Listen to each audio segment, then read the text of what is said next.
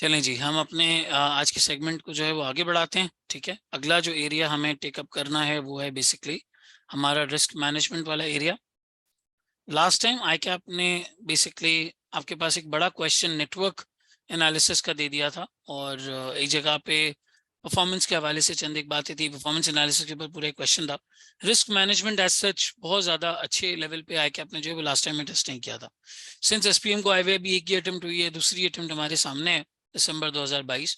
तो मुमकिनात है कि रिस्क मैनेजमेंट से रिजर्व से रिलेटेड कोई ना कोई चीज़ इस तरह की आई कैप जो है वो पूछ सकता है। ठीक है, तो हम थोड़ा सा रिस्क मैनेजमेंट को यहाँ पे समझने की कोशिश करते हैं। इसके लिए जो मैंने हैंडआउट आपके साथ शेयर किया है उसके अंदर आपके पास रिस्क मैनेजमेंट का पूरा एक टैबुलेटेड सा एक टेबल बना हुआ होगा, जिसमें पूरी एक समराइज्ड वर्जन में रिस्क मैनेजमेंट आ रहा है। Just give me a minute, मैं यहाँ पे उस टेबल को ले आता हूँ। चलिए जी, देखें रिस्क का प्राइमरीली हमारे पास मतलब होता है the chance of going something wrong. लेकिन ये एक ऐसी खूबसूरत चीज़ है कि रिस्क लिए बगैर आप ज़िंदगी में कहीं पर कुछ भी नहीं कर सकते। चाहे वो बचपन में पैदल चलने का या चलने का एक आर्ट सीखना हो, या फिर ज़िंदगी का कोई भी डिसीजन लेना हो, कहीं ना कहीं कोई ना कोई रिस्क इन्वॉल्व होता है। शॉर्ट रिस्क अगर इन्वॉल्व ना हो तो किसी न किसी किस्म का फ़ायदा ज़िंदगी में एज सच जो है वो हम हासिल नहीं कर सकते। यही चीज़ बिजनेसेस की भी है। बिजनेसेस अपने हर लेवल पे, हर पोजीशन पे, हर डिसीजन के साथ कोई ना कोई रिस्क ऐसा लेते हैं जिससे ओवरऑल पर्सपेक्टिव में सही होने का भी खतरा होता है, सही होने का भी अंदेशा होता है, और गलत होने की भी जो है वो मुमकिनात होते हैं, पॉसिबिलिटीज होती हैं। ठीक है, तो इस रिस्क को प्राइमरीली आपकी बुक के हिसाब से मैंने यहाँ पे पूरा एक समराइज फॉर्म में दिया हुआ है। सबसे पहले आता है हमारे पास प्योर रिस्क। ठीक है, प्योर रिस्क ये होता है कि जहां पर अगर आप कंट्रोल्स को ना लगाएं, तो ये एक one side down side risk होता है कि अगर आप कंट्रोल्स वगैरह नहीं लगाएंगे तो इस तरह की कोई ना कोई चीज, इस तरीके का कोई ना कोई मसला आ जाता है। ये नॉर्मली आपके टेक्टिकल लेवल के प्रॉब्लम्स होते हैं या ऑपरेशनल लेवल के प्रॉब्लम्स होते हैं। टेक्निकल लेवल के प्रॉब्लम से क्या मतलब है और ऑपरेशनल से क्या मतलब है?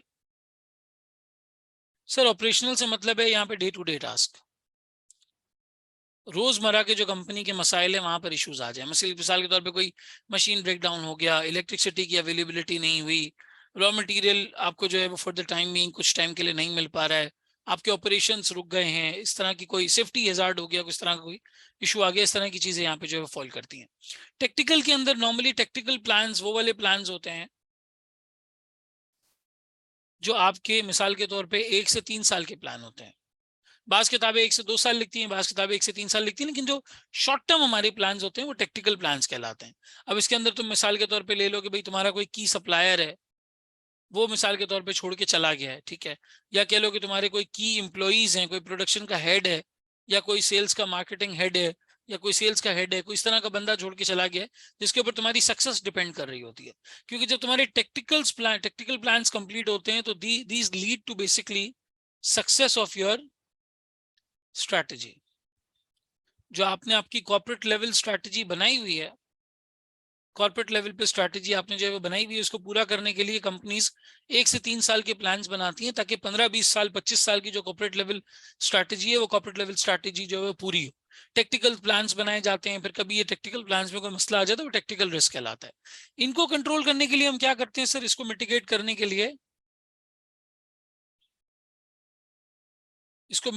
के लिए हम सिस्टम बनाते हैं। System of what? Sir, system बनाते हैं इंटरनल कंट्रोल्स का। ऐसे कंट्रोल्स का सिस्टम बनाते हैं जो इस तरह के मिसहैप को या तो होने से प्रिवेंट कर दे, या फिर अगर प्रिवेंट ना कर पाए तो या तो डिटेक्ट कर दे, हमें बता दे कि भाई कुछ गलत हो गया है, या फिर उसकी रेक्टिफिकेशन कर दे। ठीक है, तो प्रिवेंशन, डिटेक्शन, करेक्शन, या आप ऑडिट के जमाने से कैफ 8 या पहले कैफ 9 था, अब कैफ 8 हो गया है, ऑडिट के टाइम से ये चीजें आप लोग जो है वो यहाँ पे पढ़ते हुए आ रहे हैं। तो ये जो इंटरनल कंट्रोल्स आप यहाँ पे देखते हैं, ये इंटरनल कंट्रोल सिर्फ फाइनेंशियल रिपोर्टिंग के लिए नहीं लगाए जाते। ये इंटरनल कंट्रोल्स कंपनी अपने ऑपरेशनल रिस्क और टेक्निकल रिस्क को कंट्रोल करने के लिए लगाती है। मिसाल के तौर पे सर, इसकी कोई एग्जांपल दे दें, इसकी आपके पास कोई अगर एग्जांपल हो।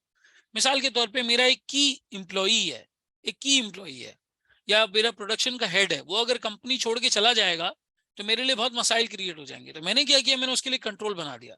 मैंने बोला भाई ये बंदा जो भी काम करता है ना, इसको डॉक्यूमेंट करो, इसको एक जगह पे लिखो, प्रॉपर तरीके से इसकी जेडी बनाओ, और देखो कि ये बंदा क्या क्या करता है। क्योंकि अगर ये छोड़ के चला गया और हम इसके ऊपर डिपेंडेंट रहे और आने वाले शख्स को समझ में नहीं आया कि ये एक्चुअली बंदा करता क्या है, तो हमारे लिए बहुत बड़ा गैप आ जाएगा। हम 1 से 2 साल के लिए परेशान रहेंगे। नया बंदा आएगा, चीजों को सीखेगा, समझेगा, फिर काम शुरू करेगा, उसको साल लग जाएगा चीजें सब समझ में आने में। तो बेहतर है कि ये सारी चीजें डॉक्यूमेंटेड फॉर्म में जो है वो होनी चाहिए। सप्लायर्स के लिए आपने जो है वो एसओपीज बना दिए प्रॉपर्ली, प्रोक्योरमेंट फॉर्म बना दिया आपने, परचेज रिक्विजिशंस बना दी, परचेज ऑर्डर्स बना दिए आपने, बिडिंग का एक प्रोसेस डिफाइन कर दिया आपने, डिस्काउंट की पॉलिसी अपने पास जो है वो अप्रूव करवा ली, पूरी प्रॉपर्ली लिख के रख ली आपने, सेल्स की चीजें लिख के रख ली। सारे टेक्निकल प्लान के टेक्निकल लेवल के कंट्रोल्स हैं। फिर ऑपरेशनल लेवल पे आपने फैक्ट्री में जो है वो सिक्योरिटी अलार्म्स लगा दिए, सेफ्टी के लिए दूसरी इस तरह की चीजें लगा दी, आपके ऑपरेशनल रिस्क से आपको जो है वो रोकते हैं बेसिकली। सही है। Approve suppliers, approve credit terms, ये वाली सारी चीजें आ जाती हैं। फिर एक होता है speculative risk. Sir speculative risk वो होता है बेसिकली जिसके एक तरफ आपके पास प्रॉफिट खड़ा होता है और दूसरी तरफ आपके पास लॉस खड़ा होता है। भाई जब आप क्रेडिट पे माल बेचते हैं, क्रेडिट पे सामान बेचते हैं, तो ये क्या है, आप रिस्क नहीं ले रहे क्या? रिस्क तो ले रहे हैं सर, बिल्कुल ले रहे हैं। मुमकिनात है पैसे ना आए, मुमकिनात है बंदा कहे नहीं है भाई पैसे, क्या करेंगे, जान से थोड़ी मार देंगे। लिमिटेड लाइबिलिटी कॉन्सेप्ट है। 3 दफा हम नोटिस भेजेंगे, नहीं देगा पैसे तो पिटिशन कोर्ट में फाइल करेंगे कि इसको लिक्विडेट करके हमारे पैसे दिलवाओ। कोर्ट लिक्विडेट करेगा, पैसे मिले तो मिले, नहीं मिले नहीं मिले। हम लड़ नहीं सकते उसके लिए। बहुत दफा इस तरह से सूरत हाल हमारे पास आ जाती है। तो स्पेक्यूलेटिव रिस्क ये होता है कि भाई आपको एक तरफा प्रॉफिट या लॉस दोनों में से कोई एक सिचुएशन तो आएगी ही आएगी। मिसाल के तौर पे आपने कोई इन्वेस्टमेंट की, इन्वेस्टमेंट इन अ सब्सिडरी, नहीं चल पाई, नहीं चल पाई, आप वो बिजनेस जो अचीव करना चाह रहे थे वो नहीं अचीव हो पाया, ये मसला हो सकता है। यहां पर आपने मिसाल के तौर पे इन्वेस्टमेंट की शेयर्स में, उस कंपनी ने अच्छा परफॉर्म नहीं किया, हो सकता है। मिसाल के तौर पे यहाँ पे आपने कोई डेरिवेटिव्स ले लिए, उन्होंने अच्छा परफॉर्म नहीं किया, आपकी रॉ मटेरियल की प्राइसेस हैं वो कभी अप हो जाती हैं, कभी डाउन हो जाती हैं, कहीं पे आपका नुकसान हो जाता है, कहीं पे आपका फायदा हो जाता है। तो स्पेक्यूलेटिव रिस्क को हम हेज करते हैं as much as possible.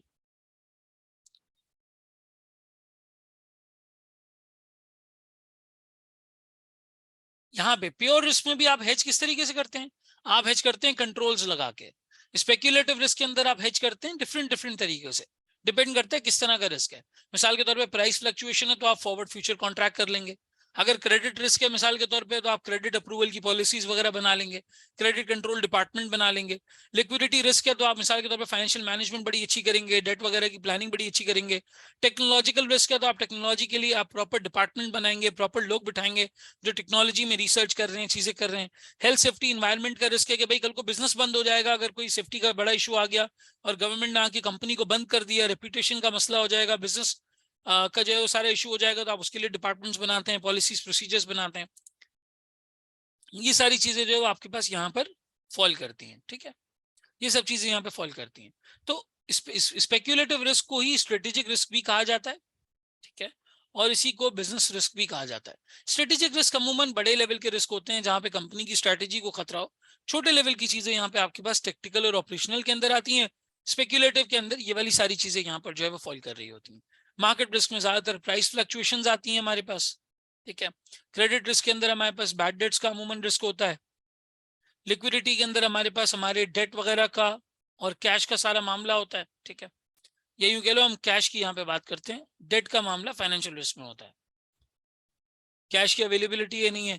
Technological risk के अंदर आपके पास इनोवेशन और आपकी ऑब्सोलेसेंस का रिस्क होता है कि आपकी जो अपनी मशीनरी या अपने एसेट्स हैं वो ऑब्सोलीट ना हो जाएं। लीगल के अंदर आपके पास जो है वो लीगल केसेस वगैरह का एक्सपोजर का रिस्क होता है। हेल्थ सेफ्टी के अंदर कोई सेफ्टी हजार्ड ना हो जाए, रेपुटेशन के अंदर कंपनी की रेपुटेशन खराब ना हो जाए, बिजनेस प्रॉपर्टी के अंदर आप डिसऑनेस्ट ना हो जाए, आप अपने कस्टमर्स के साथ गलत काम ना कर लें। डेरिवेटिव्स के अंदर अगेन आपकी प्राइस फ्लक्चुएशन, ये वाली सारी चीजें आ जाती हैं। फाइनेंशियल रिस्क के अंदर आपकी डेट की रीपेमेंट्स आ जाती हैं कि आप अपने लोन्स की और डेट की रीपेमेंट्स ना कर पाए, अपनी फाइनेंशियल ऑब्लिगेशंस को, अपनी फाइनेंशियल ऑब्लिगेशंस को मीट ना कर पाए। फाइनेंशियल ऑब्लिगेशंस को यहाँ पे बहरहाल जो है आपके पास मीट होना लाजिम हो, मलजूम है, जरूरी है, ठीक है। रेपुटेशन के अंदर बिजनेस की रेपुटेशन आ जाती है और आपकी सारी ब्रांडिंग यहाँ पे लूज हो जाती है अगर कोई इस तरह का सेफ्टी का मसला आ जाए और इस तरीके की कोई सिचुएशन हो जाए, सही है। डेरिवेटिव रिस्क क्या है भाई? तुमने फ्यूचर फॉरवर्ड कॉन्ट्रैक्ट किया, तुम्हारे हक में नहीं आया। तुमने कोई ऑप्शंस का कॉन्ट्रैक्ट किया, तुम्हारे हक में नहीं आया, प्रीमियम्स आया हो गया। ये डेरिवेटिव्स का रिस्क है। डेरिवेटिव्स में फ्यूचर, फॉरवर्ड, स्वैप, ऑप्शंस, ये सारी वो बीएफडी वाली चीजें आती हैं, ठीक है। तो यहाँ पे आप ले लें future, forward, options, swap, money market hedge, ठीक है। ये 4-5 तरीके होते हैं जिससे हम इसको सारी चीजों को कंट्रोल कर रहे होते हैं। स्वैप्शंस भी होता है हमारे पास। ये सारी चीजें होती हैं। इन इंस्ट्रूमेंट्स में वेरिएशन हमारे हक में ना आए, ठीक है। अब देखो एक चीज आपकी किताब में डिफाइन हुई हुई है, रेसिडुअल रिस्क। तो भाई आप जितना भी मिटिगेट कर लें, जितना भी मिटिगेट कर लें, some amount of risk always remains. Some amount of risk always remains. क्यों? मिसाल के तौर पे अगर मैंने कंपनी के कंट्रोल्स लगा दी, भाई ह्यूमन बींग्स कंट्रोल तोड़ देते हैं, कोई ना कोई वो हल निकाल लेते हैं। अगर आप रिस्क अवॉइडेंस करना चाह रहे हैं, तो फिर रिस्क अवॉइडेंस का मतलब है सिंपली डू नथिंग। जिंदगी में प्रॉफिट कमाना है तो रिस्क लेना पड़ेगा। वो ना स्कैम 92 का बड़ा, नहीं खैर जाने दो। रिस्क अवॉइडेंस के अंदर जो है वो डू नथिंग वाला सारा एलिमेंट आ जाता है। एक चीज होती है रिस्क एक्सेप्टेंस। कंपनीज क्या करती हैं? कंपनीज रिस्क को एक्सेप्ट करती हैं और एक्सेप्ट करने के बाद उसे मिटिगेट करने की कोशिश करती हैं, मिनिमाइज करने की कोशिश करती हैं। सर ये मिनिमाइज करने के क्या तरीके होते हैं हमारे पास? हम कैसे मिटिगेट कर सकते हैं, किस तरीके से मिनिमाइज कर सकते हैं? तो आपके पास रिस्क शेयरिंग का मॉडल है, आपके पास रिस्क ट्रांसफर का मॉडल है, आपके पास हेज करने के लिए रिस्क हेजिंग टेक्निक्स होती हैं।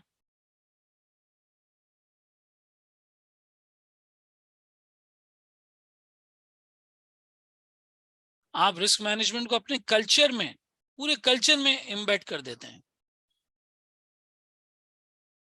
It gets embedded into the whole culture of the organization.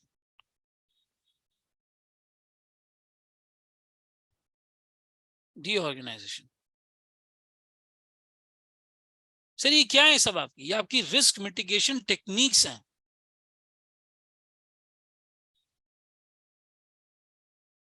Risk mitigation techniques हैं।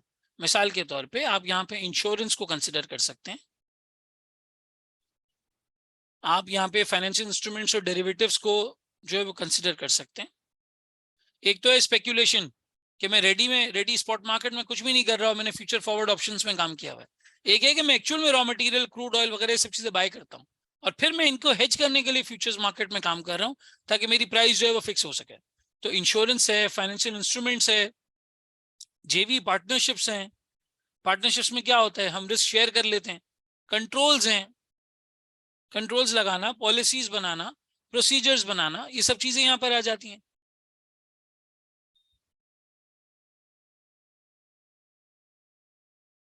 प्रोसीजर्स, पॉलिसीज, स्टेप्स, ये सब चीजें आपकी रिस्क मैनेजमेंट में फॉल करती हैं और इस तरीके से भारत पूरा जो है रिस्क मैनेज किया जाता है। एक सवाल आया सर फिर डिफरेंस क्या है between residual risk and inherent risk? Inherent risk और रेसिडुअल रिस्क में क्या फर्क है?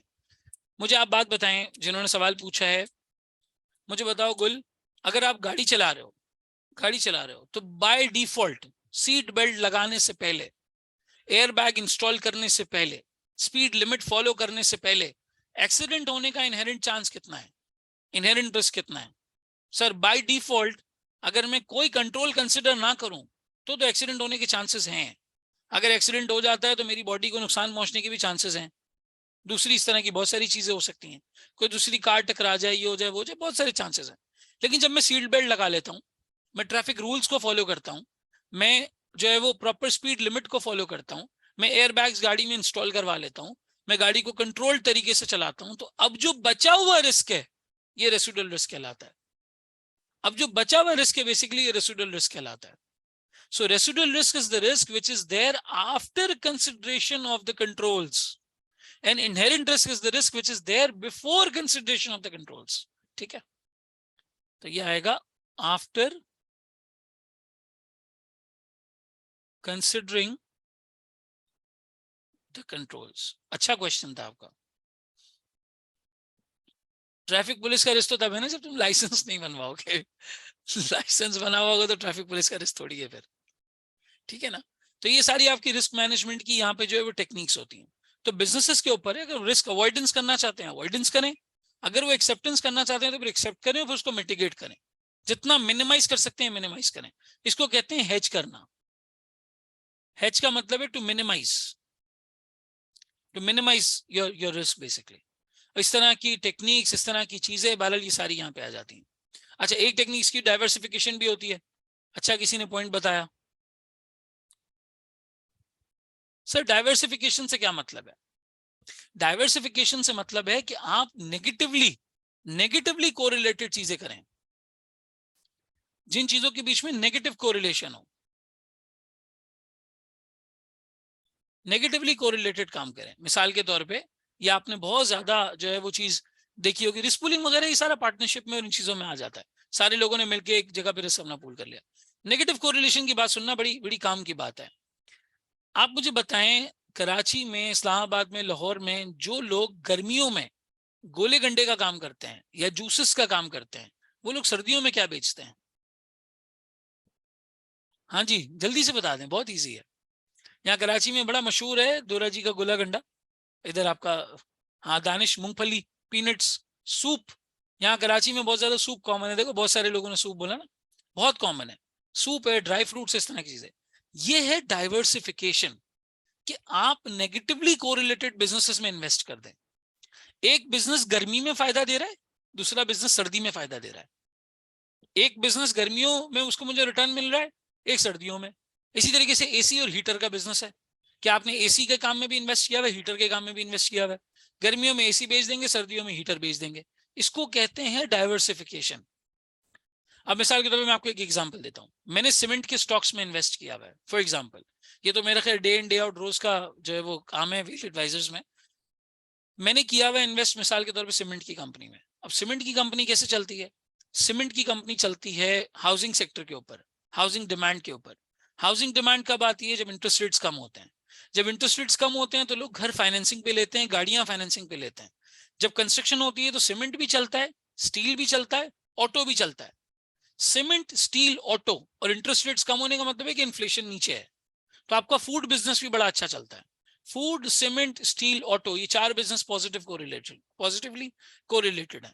क्योंकि जैसे ही इन्फ्लेशन कम होती है हमारे पास डिस्पोजेबल इनकम बचती है, पैसे बचते हैं, हम उसको खर्च करते हैं इस तरह की चीजों में। किस्तों पे घर ले लिया, किस्तों पे गाड़ी ले ली, फूड के ऊपर, आउटिंग के ऊपर, इन चीजों पे पैसा खर्च कर लिया। ये सारी चीजों पे पैसे खर्च हो जाते हैं। ये पॉजिटिव कोरिलेटेड बिजनेसेस हैं।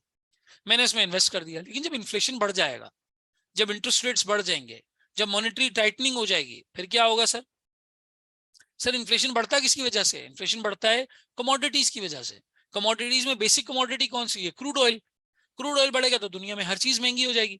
तो मैंने क्या किया, मैंने oil and gas exploration, refinery, OMC, इनके स्टॉक्स भी ले लिए। और मैंने ये जो चलते हुए जो है वो हाई बीटा सेक्टर्स है, इनके स्टॉक्स भी ले लिया। अब जब इन्फ्लेशन कम होगा ये सेक्टर्स अच्छा परफॉर्म करेंगे, जब इन्फ्लेशन ज्यादा होगा ये सेक्टर्स अच्छा परफॉर्म करेंगे। मैंने इन दोनों के स्टॉक्स को जो है वो बाय कर लिया। इनको बाय कर लिया, मैंने एक डाइवर्सिफिकेशन कर ली, सॉर्ट ऑफ मेरी यहाँ पे डाइवर्सिफिकेशन हो गई। एक और डाइवर्सिफिकेशन की एग्जांपल सुनो। जब इंटरेस्ट रेट्स नीचे होते हैं इक्विटी मार्केट्स अच्छा परफॉर्म करती हैं, स्टॉक मार्केट्स अच्छा परफॉर्म करती हैं, क्योंकि बिजनेस अच्छा परफॉर्म करता है। लेकिन जब इंटरेस्ट रेट्स बढ़ जाते हैं तो बॉन्ड्स अच्छा परफॉर्म करते हैं। सुकूक्स, बॉन्ड्स, डिबेंचर्स, इनकी मार्केट अच्छी चलती है। पीआईबीज, जो पाकिस्तान के इन्वेस्टमेंट बॉन्ड्स हैं, टीडीआरस, बैंक के इंस्ट्रूमेंट्स, इनकी मार्केट्स जो है अच्छी चलती हैं। तो आप बैंक के स्टॉक्स भी ले सकते हैं जब इंटरेस्ट रेट ज्यादा है। तो इक्विटी मार्केट जब अच्छी है आपने इक्विटी स्टॉक्स में भी इन्वेस्ट किया हुआ है, बॉन्ड की मार्केट अच्छी है आपने बॉन्ड में भी इन्वेस्ट किया हुआ है। दोनों जगह पे आपने ऐसी एलोकेशन कर दी है, कुछ पैसा आपका रियल स्टेट में, कुछ पैसा आपका स्टॉक्स में, कुछ पैसा आपका फॉरेक्स में, कुछ पैसा आपका बॉन्ड्स में। इंटरेस्ट रेट नीचे होगा आपके रियल स्टेट और जो इक्विटी है वो चलेगा। इंटरेस्ट रेट ऊपर होंगे आपके बॉन्ड्स और आपके जो है वो एट द सेम टाइम आपका फॉरेक्स वाला कोई ना कोई एरिया जो है वो चल रहा हो। इसको डाइवर्सिफिकेशन कहा जाता है। डाइवर्सिफिकेशन एक सेक्टर के अनसिस्टमैटिक रिस्क को मिटिगेट कर देता है, रिमूव कर देता है। सिस्टमैटिक रिस्क तो बहरहाल रहता ही है। सिस्टमैटिक रिस्क की मिसाल पाकिस्तान डिफॉल्ट कर जाए, अब पाकिस्तान डिफॉल्ट कर गया तो फिर हीटर क्या और एसी क्या, सूप क्या और मूंगफली क्या, कुछ भी नहीं चलेगा, कोई भी चीज नहीं चल पाएगी। हमारी ऑयल कंपनीज भी नहीं चल पाएंगी, बाहर से कोई तेल बेचेगा ही नहीं हमें, जो कोई हमें ऑयल सेल ही नहीं करेगा कि ऑयल कंपनीज ऑयल बेच पाए, सबके रेवेन्यूज खराब हो जाएंगे। तो सिस्टमैटिक रिस्क आपका मिटिगेट नहीं होता, अनसिस्टमैटिक रिस्क मिटिगेट हो जाता है with these kind of controls like diversification वगैरह, ये सारी चीजें। ठीक है, हमें अपनी इन्वेस्टमेंट्स को डाइवर्सिफाइड रखना होगा, कंपनी को अपने प्रोडक्ट्स को डाइवर्सिफाइड रखना होगा। ठीक है, तो इससे जो है वो भारत काफी हद तक कंपनी का रिस्क मैनेजमेंट और ये वाली सारी चीजें जो है वो अच्छे तरीके से हो पाएंगी। Assessing risk probability and impact वाली डायग्राम समझा दें, बस मैं उसी पे आने वाला था। Just give me a minute, में इम्पैक्ट वाली डायग्राम यहाँ ले आता हूँ स्क्रीन पे और वो समझा देता हूँ। Just give me a minute. तो रिस्क मैनेजमेंट के ऊपर हमारी किताब में एक बहुत अच्छा सा हमें एक फ्रेमवर्क दिया हुआ है। फ्रेमवर्क ये बताया हुआ है कि भाई आपने हमेशा अपने रिस्क को इवैल्यूएट करना है। इवैल्यूएट करना है इन द सेंस कि किस चीज का लाइक्लीहुड कितना है और उसका इम्पैक्ट कितना है। यहाँ पर देखें आपके पास प्रोबेबिलिटी नजर आ रही है आपको, और यहाँ पर आपके पास उसका इम्पैक्ट नजर आ रहा है। ठीक है, कितना प्रोबेबल है और कितना उसका इम्पैक्ट है। ठीक है, बेसिकली हम ये इवैल्यूएट करते हैं कि कंपनी का एक जो तरीकाकार होता है वो ये होता है कि बीओडी लेवल पे रिस्क कमेटी बनती है, और ये रिस्क कमेटी कंपनी का रिस्क रजिस्टर मेंटेन करती है। रिस्क रजिस्टर से हमें ये पता चलता है कि वो कौन से पोटेंशियल रिस्क हैं जो कंपनी के ऊपर आ सकते हैं, कौन से पोटेंशियल रिस्क हैं जो कंपनी के ऊपर आ सकते हैं। अब मिसाल के तौर पे एक इवेंट ऐसा है जिसकी इंपैक्ट भी बहुत ज्यादा होगा, उसकी प्रोबेबिलिटी भी बहुत ज्यादा है, बहुत ज्यादा इंपैक्ट होगा, बहुत ज्यादा प्रोबेबिलिटी है, तो हमें तो उस पर इमीडिएट एक्शन लेना है सर, उस पर तो हम रुक ही नहीं सकते अगर उसका इंपैक्ट भी बहुत हाई है और उसकी प्रोबेबिलिटी भी बहुत हाई है। मिसाल के तौर पे आप जो है वो ऑयल माइनिंग का काम करते हैं, अब आपकी माइन के अंदर किसी लेबर का नुकसान पहुंचना या किसी लेबर की जान चले जाना, इसकी बहुत हाई प्रोबेबिलिटी है। ये कोई मसला नहीं है कि इस तरह की कोई चीज हो जाए, बहुत आराम से ये हो सकता है, उसका इम्पैक्ट भी हाई है और प्रोबेबिलिटी भी हाई है। इम्पैक्ट क्यों हाई है? एक जिंदगी चली जाएगी, पूरा खानदान उसका जिंदगी भर के लिए सफर करेगा। मिसाल के तौर पर 35-40 साल का मजदूर चला गया, उसका बच्चा 6-8 साल का है, 10 साल का है, आपने तो जिंदगी भर के लिए उस फैमिली को जो है वो बिल्कुल जो है वो तबाह कर दिया। उसका इम्पैक्ट ज्यादा है, प्रोबेबिलिटी भी ज्यादा है, इमीडिएट एक्शन लो, ऐसी पॉलिसीज प्रोसीजर्स लेकर आओ कि उसके बगैर लोग माइनिंग के फ्लोर पे आ ही नहीं पाए जब तक ये प्रोसीजर्स ना हो। लेकिन कुछ चीजें होती हैं जिनका इम्पैक्ट बहुत हाई होता है, प्रोबेबिलिटी बहुत लो होती है, जैसे कि अर्थक्वेक। अब अर्थक्वेक के लिए क्या होता है, हर महीने ट्रेनिंग नहीं होती, हर महीने एम्प्लॉइज को ट्रेन नहीं किया जाता जापान की तरह जहां पे ज्यादा अर्थक्वेक्स होते हैं। अर्थक्वेक का इंश्योरेंस करवा लिया जाता है, बस इंश्योरेंस करवा लेते हैं। जब न्यूज पे आता है कि भाई चांसेस हैं अर्थक्वेक खुदा ना खास्ता आ जाएगा, फिर ट्रेनिंग करवाई जाती है, गाइडलाइंस दी जाती है, बताया जाता है। क्यों? क्योंकि वो फिर इमीडिएट बन चुका है, वो फिर चीज इमीडिएट हो चुकी है। जब तक वो इमीडिएट नहीं है, आप देखें कौन से कंट्रोल लग सकते हैं सच एज इंश्योरेंस वगैरह, वो लगा दें। अच्छा, एक नोशन है जहां पे आपका इम्पैक्ट भी बहुत लो है और प्रोबेबिलिटी भी बहुत लो है, उसको बस रिव्यू करते रहो अपने रिस्क रजिस्टर में, उसको रिव्यू करते रहो, देखते रहो कभी उसका इम्पैक्ट तो नहीं बढ़ रहा। अगर इम्पैक्ट बढ़ रहा है तो फिर वो दूसरी जगह पे फॉल कर जाएगा। सर फायर आउटेज भी हाई इम्पैक्ट लो प्रोबेबिलिटी में आएगा, जाहिर सी बात है, लो प्रोबेबिलिटी में आएगा। हम फायर एक्सटिंग्विशर्स रख देते हैं, एक आध दफा साल में ट्रेनिंग कर देते हैं, एक आध दफा साल में फायर ड्रिल कर देते हैं, हर हफ्ते मंडे वाले दिन तो फायर ड्रिल नहीं होती ना।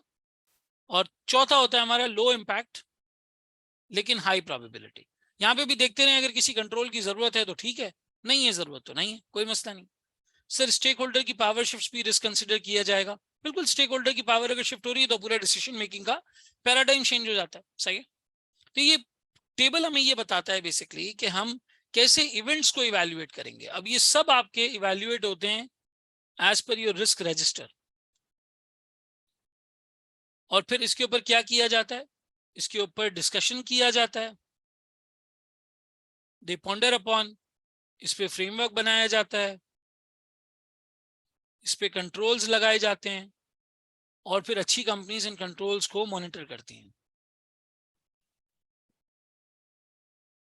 मॉनिटर करती हैं इन तरह के कंट्रोल्स को। ठीक है, ये बार यहाँ पे जो है वो सारी चीजें की जाती हैं। Sir low impact high probability की कोई एग्जांपल? यार लो इम्पैक्ट हाई प्रोबेबिलिटी की एग्जांपल आप इस तरह से ले लें,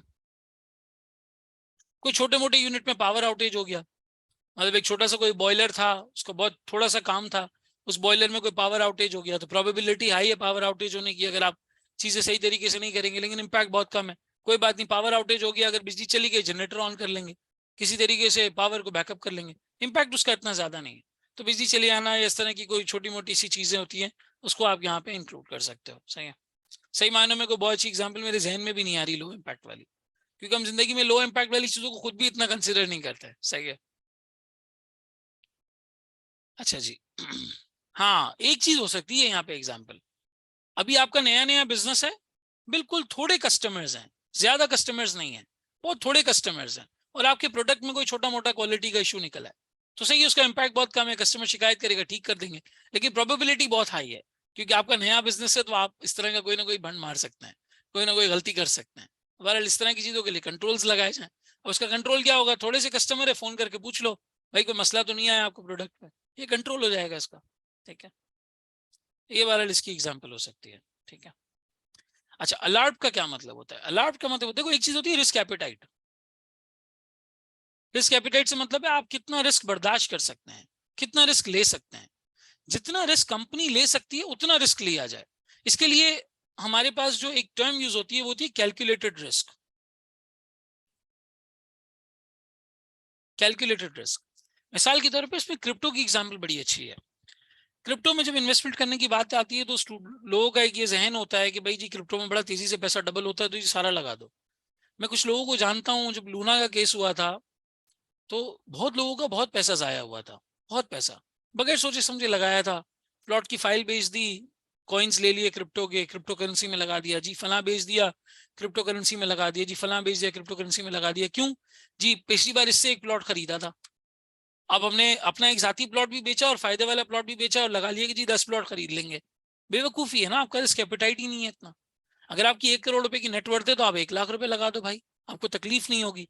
अगर वो लाख के 4 लाख आ गए तो पूरे पोर्टफोलियो पे 4% का रिटर्न हो गया, 4% एक अच्छा रिटर्न आपने बना लिया उसकी वजह से। लेकिन उतना रिस्क लें जितना बर्दाश्त कर सकते हैं, this is risk appetite. Risk appetite का मतलब है the temperament of yours of taking risk. कितना टेम्परामेंट है, the limit of the risk that you can take.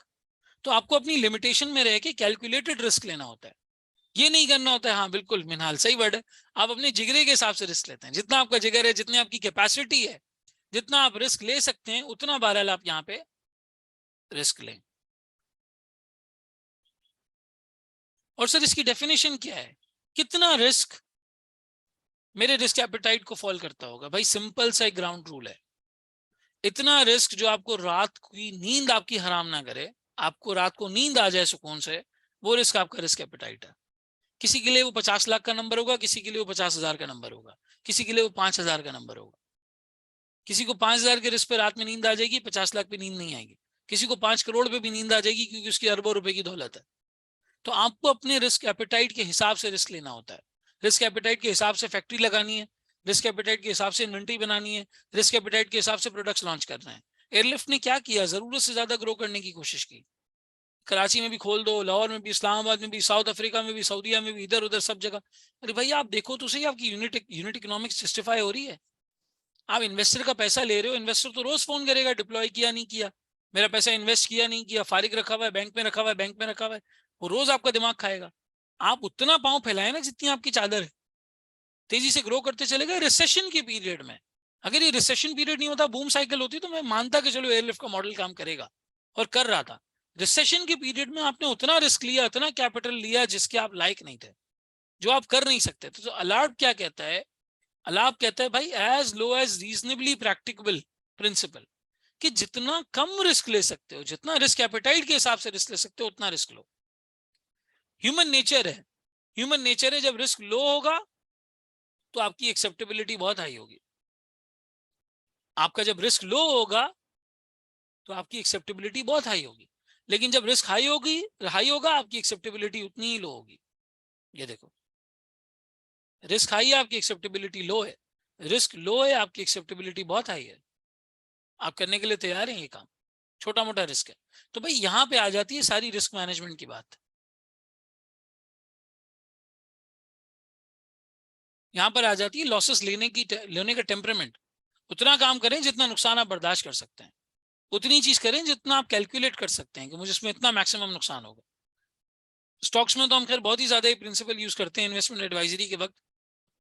लोग आते हैं कहते हैं जी डबल शाह, एक का डबल करना है, बिल्कुल 21 दिन में पैसे डबल करने हैं। हम उनसे कहते हैं नहीं भाई, आपको रिस्क भी ज्यादा लेना पड़ेगा। अब देखो दुनिया में सबसे ज्यादा रिटर्न, करप्शन और डकैती में है। आप बैंक लूट लें, बहुत ही प्रॉफिटेबल धंधा है, कोई मसला ही नहीं है, लेकिन उसमें रिस्क कितना है? बहुत रिस्क है सर, बहुत रिस्क है, बहुत ज्यादा रिस्क है। कुछ भी ना करने में जीरो रिस्क है, लेकिन रिटर्न कुछ भी नहीं, तो बहरहाल ये रिस्क मैनेजमेंट का पूरा टेम्परामेंट आदमी डिफाइन करे, अपने स्टॉप लॉसेस को डिफाइन करे, अपनी सिचुएशन को डिफाइन करे कि मैं कितना लॉस बर्दाश्त कर सकता हूँ। ये अलार्ट का प्रिंसिपल है बेसिकली। और कंपनीज इस तरीके से अपना रिस्क पूरा मैनेज करती हैं, प्लानिंग के थ्रू, कंटेम्पलेशन के थ्रू, चीजों के बारे में सोच के, रिस्क रजिस्टर्स मेंटेन करके, रेसिडुअल रिस्क की इवैल्यूएशन करके, सारी चीजें करके कंपनी जो है वो इवैल्यूएट करती है, प्रोबेबिलिटीज टर्म्स में कैलकुलेट करती है कि कितना रिस्क अब रह गया, कितना रहता है, कितना। तो ये सारे प्रिंसिपल्स आपके रिस्क मैनेजमेंट में फॉलो करते हैं, and this is a complete revision of your risk management वाला पार्ट। अब आए हम इसकी थोड़ी सी केस स्टडीज की तरफ मूव करते हैं।